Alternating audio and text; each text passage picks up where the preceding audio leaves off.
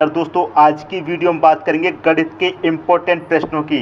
और दोस्तों यहाँ पर जो आपको पहला प्रश्न दिख रहा है, ये प्रश्न पूछा है गौतम दास ने।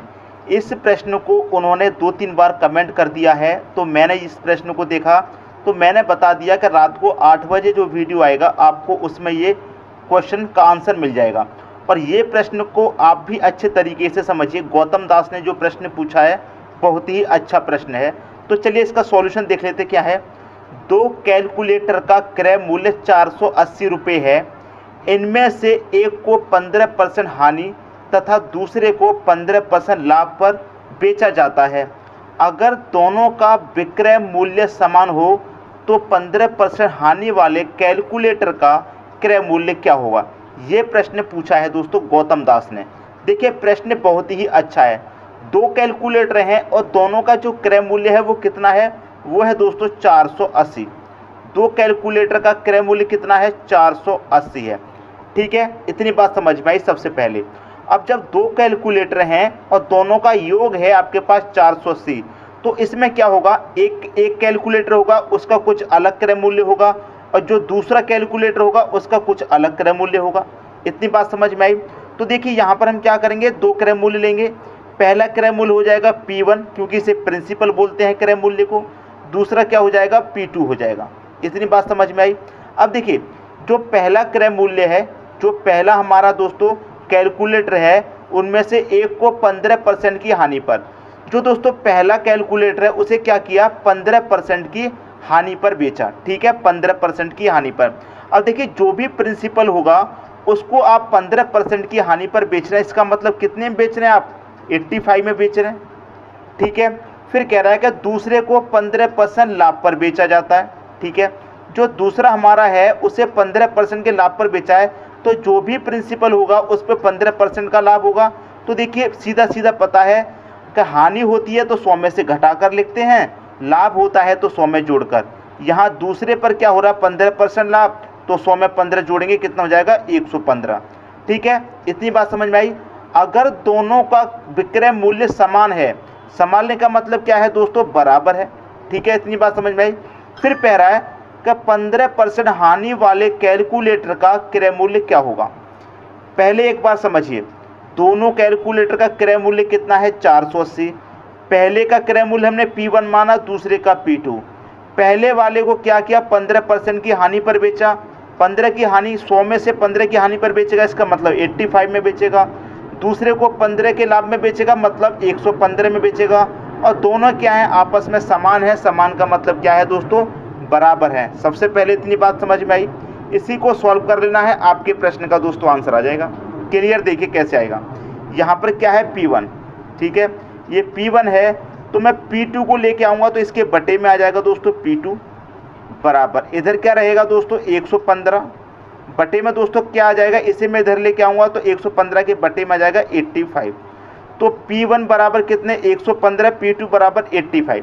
अब मैं इसे कटा के दोस्तों छोटा करूँगा, तो 5 से काटूंगा, कितनी बार में कटेगा, 5 दूनी का 10, एक बचेगा 15, 5 त्रिक का 15, 23 बार में।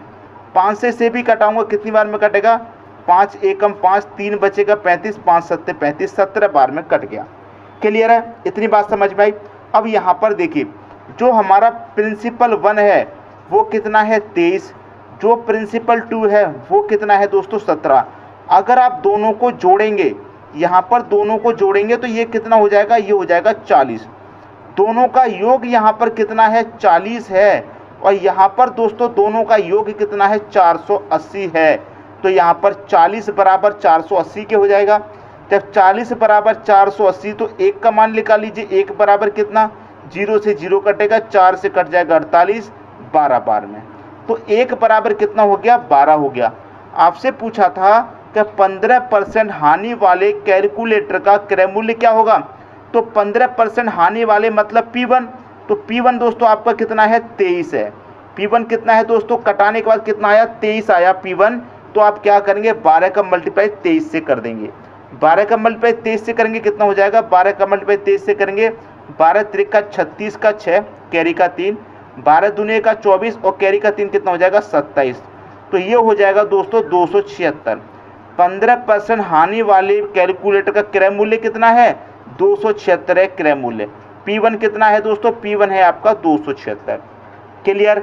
अगर 15% लाभ वाले का पूछ लेता तो क्या करते? P2 निकालेंगे, P2 का क्रय मूल्य निकालेंगे तो 12 का मल्टीप्लाई 17 से कर देंगे। कर दीजिए। 12 सत्ते कितना होता है? 12 सत्ते दोस्तों आपका होता है 84। 12 सत्ते 84 का 4, कैरी का 8 रहेगा। 12 कम 12 और कैरी का 8 कितना हो जाएगा? 20। तो P2 कितना आ गया? P2 आ गया 204। तो जो पूछ रहा है वही तो आंसर होगा। तो गौतम दास ने हमको यहाँ पर ऑप्शन नहीं दिए थे तो हमने भी ऑप्शन नहीं दिए हैं, लेकिन आपसे इतना पूछा गया है कि 15% हानि वाले कैलकुलेटर का क्रय मूल्य क्या है? तो 276 है। 276 आपके प्रश्न का दोस्तों सही आंसर है, 276। ठीक है। अगर P2 पूछ लेता, 15% लाभ वाला पूछ लेता, मतलब P2 पूछ लेता, तो वो कितना है? 204। दोनों ही मैंने यहाँ पर निकाल के बता दिए, कोई सा भी पूछे आंसर कर देंगे। तो मैं उम्मीद करता हूँ कि ये प्रश्न आपको बहुत ही अच्छे तरीके से समझ में आ गया होगा, किसी को कोई भी डाउट नहीं होगा। हमने क्या किया, यहाँ पर इनको अनुपात में बना लिया।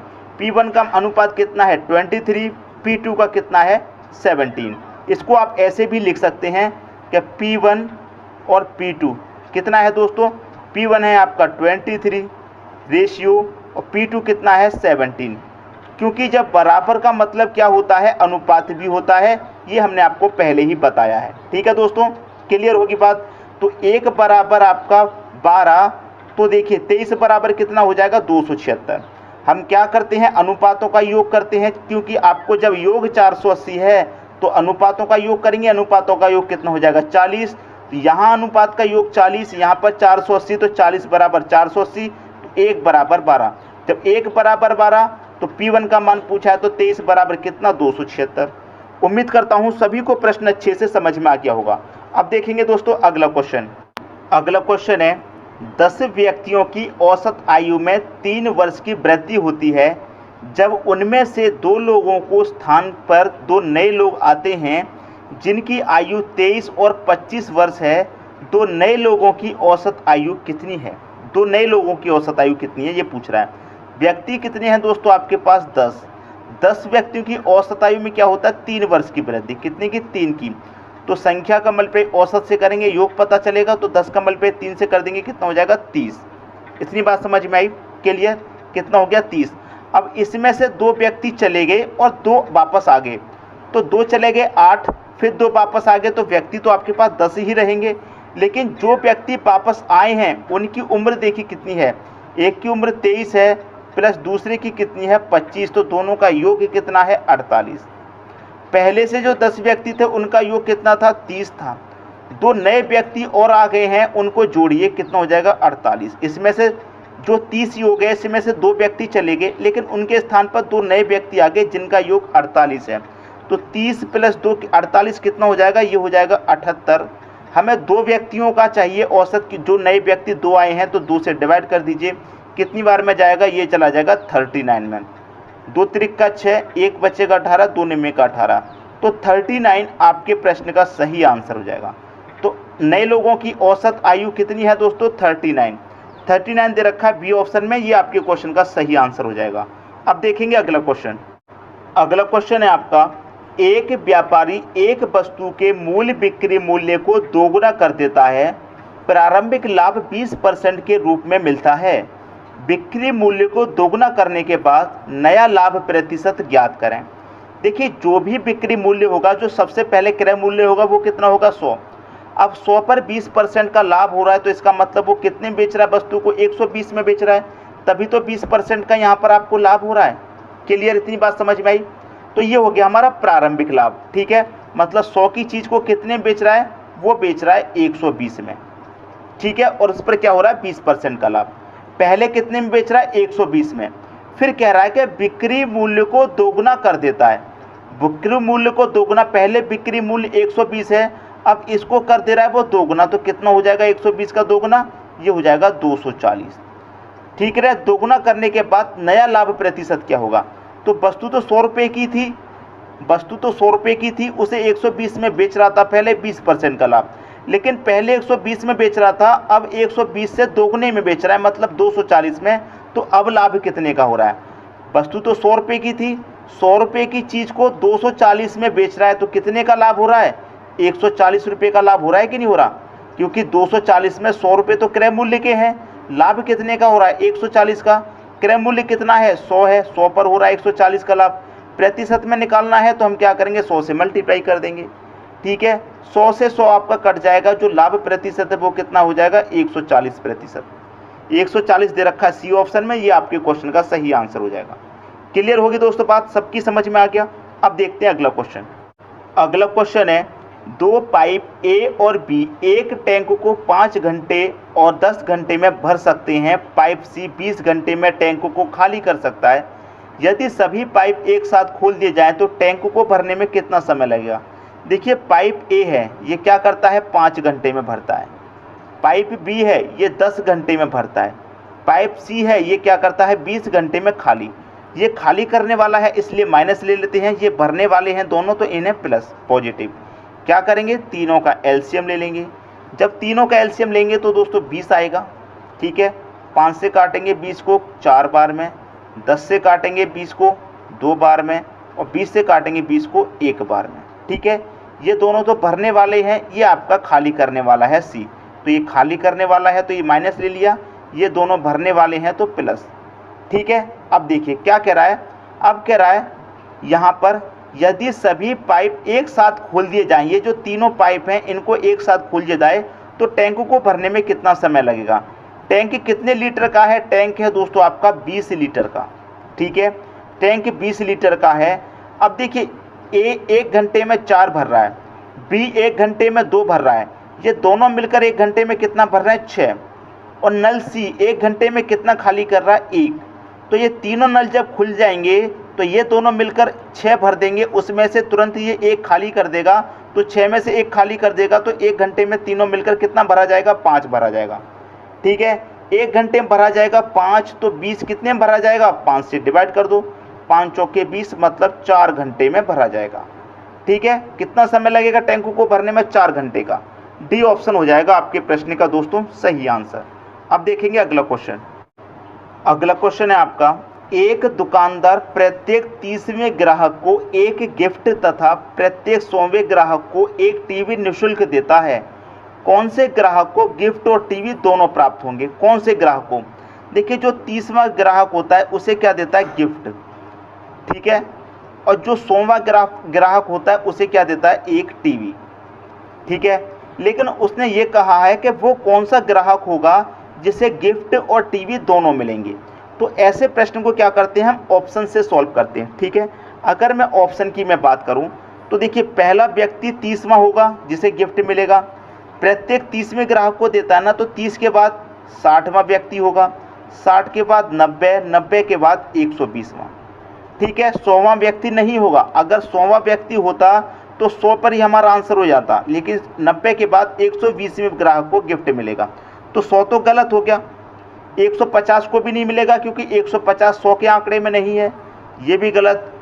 210 भी नहीं होगा क्योंकि 100 के आंकड़े में नहीं है, क्योंकि टीवी जो मिलती है वो 100वें ग्राहक को मिलेगी, 100वें को मिलेगी, उसके बाद फिर 200वां होगा उसको, फिर 300वां होगा उसको, या 400वां होगा उसको मिलेगी, क्योंकि प्रत्येक 100वें ग्राहक को मिलती है। जो पहली टीवी मिलेगी 100 को, फिर 100 के बाद दूसरी टीवी मिलेगी वो 200वां ग्राहक होगा, तीसरी टीवी मिलेगी वो 300वां ग्राहक होगा, इस तरह से मिलेगी। तो 100 को तो मिलेगी नहीं दोनों चीज़ें, कि 100 को टीवी मिल जाएगी लेकिन गिफ्ट नहीं मिलेगा, गिफ्ट या 90 को मिलेगा 120 को।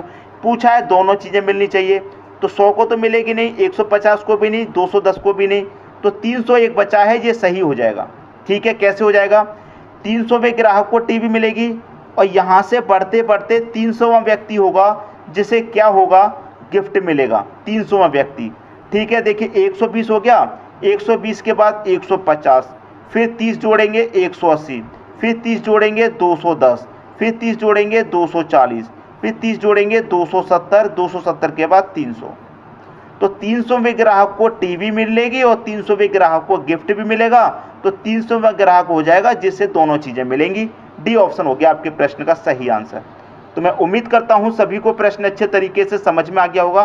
दोस्तों, यदि वीडियो अच्छा लगा तो लाइक करें, दोस्तों में शेयर करें। यदि आपने हमारे चैनल को अभी तक सब्सक्राइब नहीं किया है तो कर लीजिए और बेल आइकन का बटन भी दबा दीजिए। दोस्तों, धन्यवाद।